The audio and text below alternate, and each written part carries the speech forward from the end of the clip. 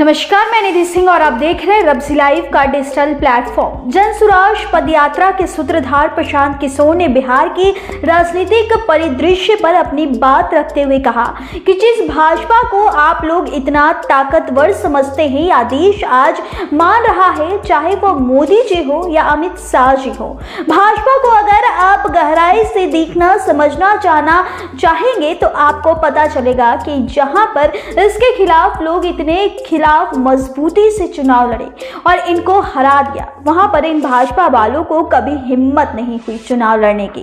बिहार की वो भूमि है जहां आपने देखा होगा कि साल 2015 में अमित शाह और मोदी जी ने पूरी ताकत लगा दी थी, इसके बावजूद चुनाव जीतने में उनको सफलता नहीं मिली। 2015 का जो डर है वो इतना बड़ा डर है कि चुनाव हारने का वो उनसे निकल ही नहीं पा रहा है। राजनीतिक दलों को जब आसान जीत मिलती है, कहीं पर जब आप हार जाते हैं तो आप डरते बहुत ज्यादा हैं।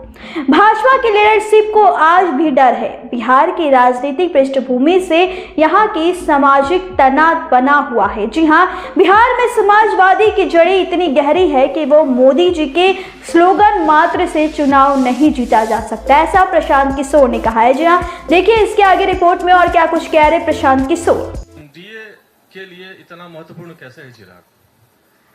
अब ये तो जाकर एनडीए वालों से पूछिए कैसे महत्वपूर्ण है। देखिए,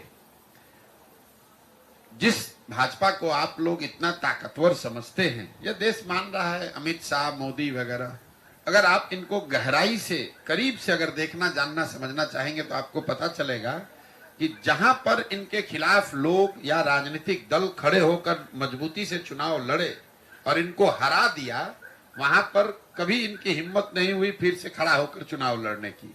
तो बिहार वो भूमि है जब 2015 में अमित शाह और मोदी अपने सारे प्रयास के बावजूद उनको सफलता नहीं मिली। और वो जो डर है वो इतना बड़ा डर है हारने का। जब आपको ज्यादातर जगह पर आसान जीत मिलती है तो कहीं पर जब आप हार जाते हैं तो आप उससे डरते बहुत ज्यादा है।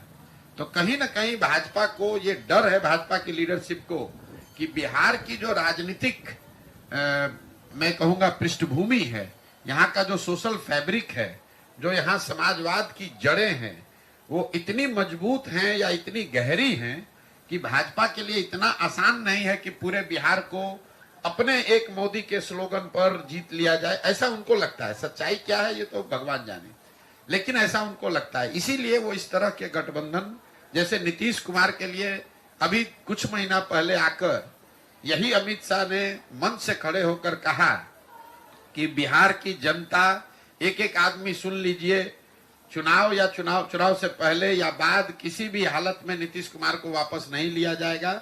इनके लिए भाजपा के दरवाजे हमेशा के लिए बंद हैं। वही अमित शाह जो इतनी बड़ी बड़ी बात बोलते हैं, ये लोग दावा करते हैं हम 400 सीट जीतेंगे।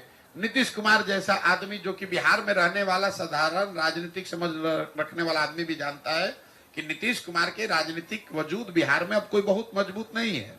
ये उनके राजनीति का अंतिम दौर है। लेकिन अगर वो भी वापस आ रहे हैं तो भाजपा को उसको मानने स्वीकार करने में कोई दिक्कत नहीं है।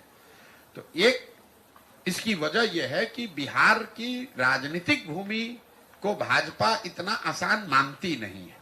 चाहे वो चिराग हो, उपेंद्र कुशवाहा हो, मांझी हो, नीतीश हो, चाहते हैं कि जितने लोगों को साथ में रखें ताकि ये खतरा ना हो कि कहीं 40 में 2-4-5 सीट का नुकसान हो जाए। और तो ऐसे ही तमाम अच्छी खबरें के साथ जुड़े रहे हमारे चैनल रब्सी लाइव न्यूज के साथ। बहुत बहुत धन्यवाद।